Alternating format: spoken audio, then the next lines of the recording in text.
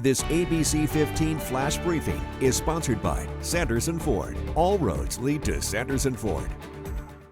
I'm Javier Soto with your top stories from ABC15 Arizona. A reminder now that school threats are no joke. An 11-year-old is now being charged for making terroristic threats against his school in Surprise. This morning, police arrested that child at Paradise Honors Middle School. They say a classmate reported him to school staff after he told them he was going to bring a gun to school and kill others. Police remind parents to talk to your kids about speaking up when they see or hear anything suspicious. Tuesday, students will head back to campus at Central High School following a school lockdown on Friday afternoon. Monday, kids were learning virtually after several fights broke out. Police tell us there were reports of popping sound and concerns of gunshots, but no gun or evidence of that was found. The situation shut down area schools. Today, Central had mental health professionals on campus for student support. Water restrictions are happening at the Grand Canyon effective immediately. Park officials say a series of breaks in the water line is the reason the park is in conservation mode.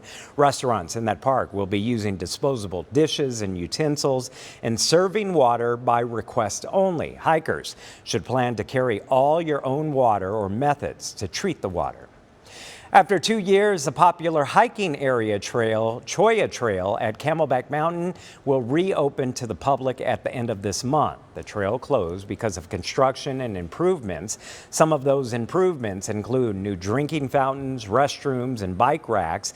But even with the weather cooling down, Phoenix firefighters stress to be prepared ahead of taking on this difficult trail. Hiking here is different because we are in the desert, so our heat will impact you. There's no such thing as being overhydrated for a hike here in Arizona. And from the side of us rescuers, we just always ask if you get through half of your water, turn around and head back down. The Cholla Trail reopens September 13th.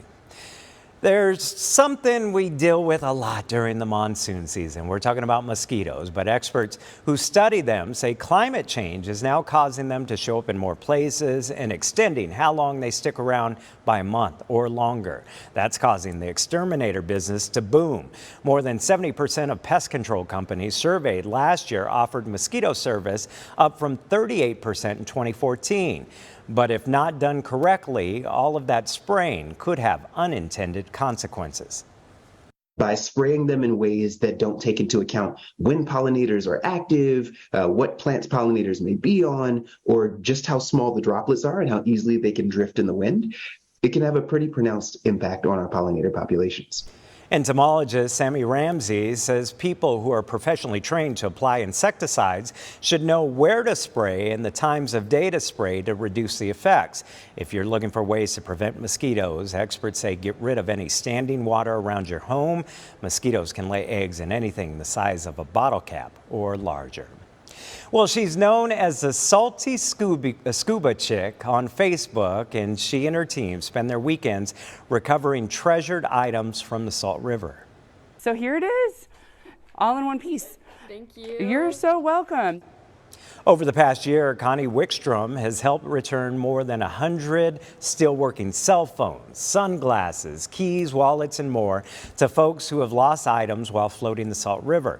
The team of divers use their decades of experience in the water to brave the currents and comb the riverbed.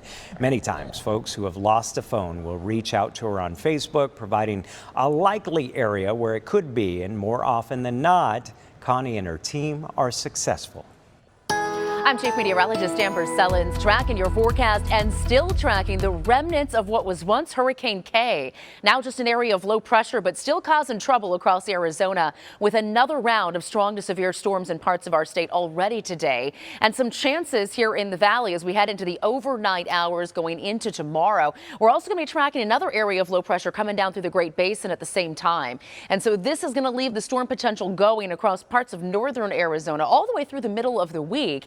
and then high pressure will build in and dry things out by the end of the week. Here's a look at tomorrow, though. 79 degrees at 6 a.m., 84 at 9, and 91 at noon. Going into the mid to upper 90s tomorrow afternoon across the Phoenix metro area. And we do have a 20% chance for showers and thunderstorms, but mainly in the early morning forecast. As we head through the rest of the week, we're drying things out, warming things up too, with triple digits back in place starting Thursday.